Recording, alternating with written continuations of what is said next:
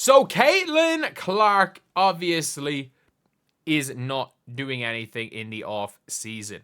So a lot of people are saying, oh, why is Caitlin Clark like, she should play in Unrivaled. She's making like $1 million.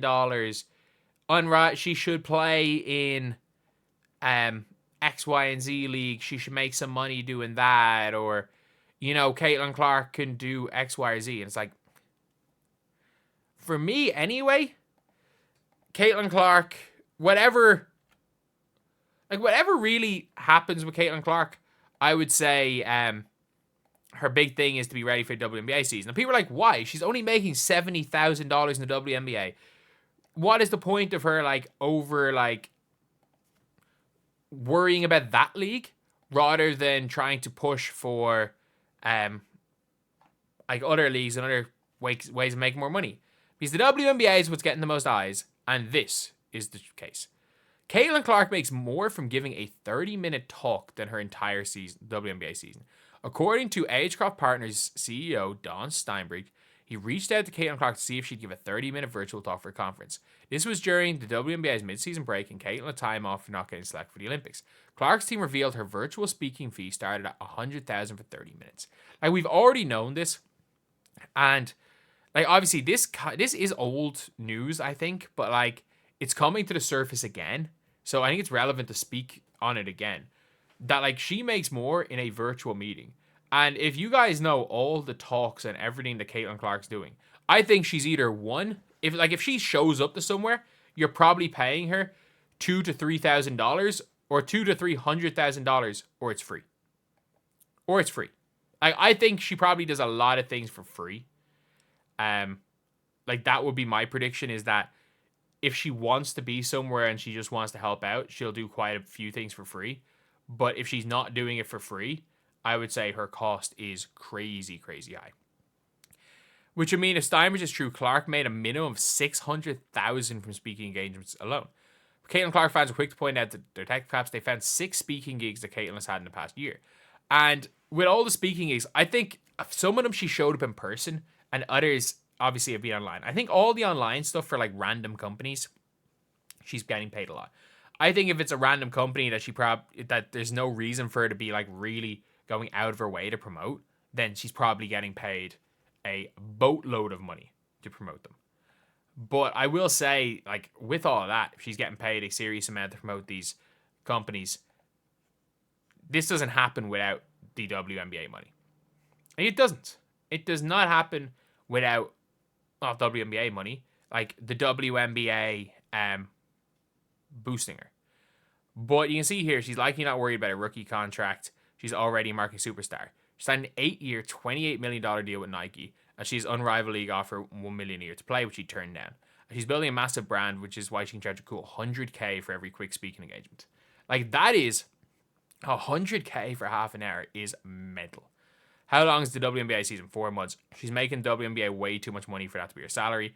That's the thing, where it's yeah, she's making the WNBA money for that to be her salary. She is getting screwed.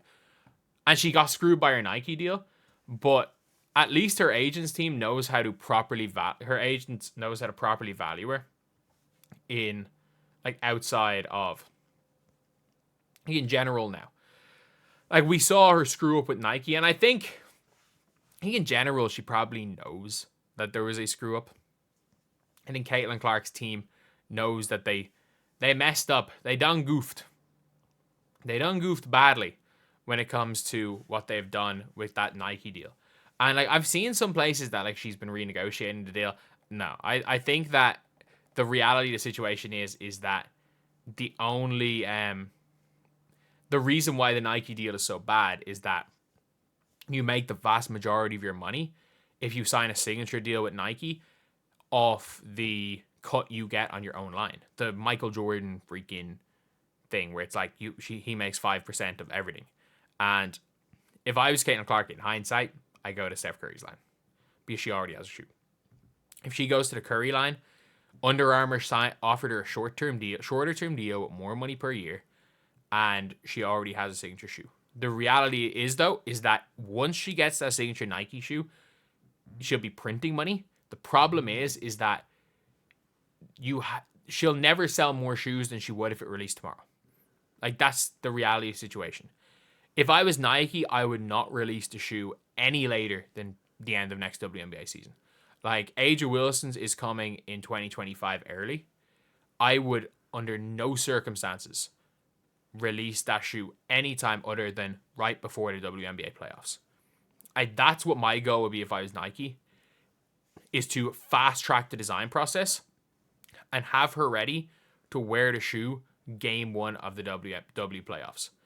Maybe she's not going to really be too high on wearing the shoe. She's not going to like wearing the shoe too much. Like, we've seen LeBron change a shoe in the playoffs plenty of times. But what I think would do is, like, she practices in the shoe quite a bit, make it as similar enough to Kobe's as possible, and she comes in having practiced in the shoe plenty of times, comfortable with the shoe. First game of the playoffs, Caitlin Clark wearing the new shoe. No previous advertising. Obviously, things will get leaked from, like, practice and stuff, and maybe people seeing it on her feet in practice videos, and then all of a sudden she wears it that game, and the second that game ends, the shoe goes on sale. Or even the second that game tips off, the shoe then goes on sale. Maybe for the game to end, and then have the Nike site freaking crash right after WNBA game ends. Because everyone's watching that game, everyone's wondering when Caitlin Clark's shoe comes out. Boom. Basically shock launch it. Shock drop it on that spot. Sells out. That's what I think they should do with it. But yeah, I don't know if they will. But the reality is that, as from a marketing perspective, Caitlin Clark is worth more than almost any pro basketball player in the world. If we're, like, purely talking about giving the money for endorsement deals. But yeah, that is pretty much it. Let me know what you guys think in the comment section below. Like, am I right or am I wrong with this? Like, again, as I always say, like, I'm willing to be wrong about stuff, whether it be on this channel or otherwise. Like, I'm always willing to say that I'm wrong. I'm willing to always admit that. But for me anyway, Caitlin Clark, you can see with just the numbers, Caitlin Clark for these brands is worth, a lot of the time, can be worth millions of dollars. We saw it. She got paid she got paid millions of dollars to sign a few things, which was mental. Which was absolutely, absolutely mental. But yeah, that's the video. It's still crazy that, like, obviously we know how much she makes. We know she's a multimillionaire, but it's still crazy that the salary is less than she gets for 30 minutes. Her salary for 40 games is less than she gets for a 30-minute Zoom call. Anyway, see you guys.